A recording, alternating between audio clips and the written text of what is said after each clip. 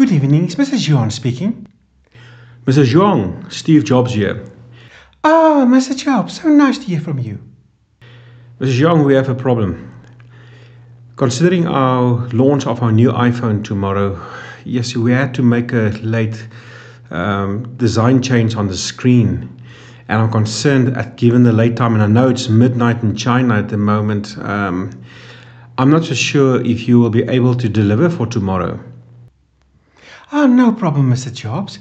Send us the drawings and we will make it happen just for you. Are you sure? Are there going to be any additional charges, any complications in terms of maybe staff not being able to work? I mean, your staff had been working the whole day already. No, Mr. Jobs, we don't have any problems here. You know, Moss, we don't pay our staff a lot of money. And there's no such thing as overtime, and we also don't have unions. And the best part, all our staff sleep on site. So we are always ready.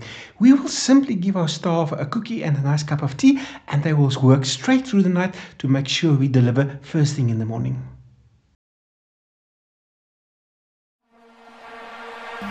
We're not going to listen to these people. They can not just walk in here and tell us to work overnight without consulting, without sitting down. We demand overtime.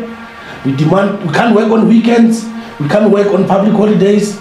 And they must consult so that we can be paid overtime. Baba, this is not any other country. This is in Mzansi. We have our rights here, Baba.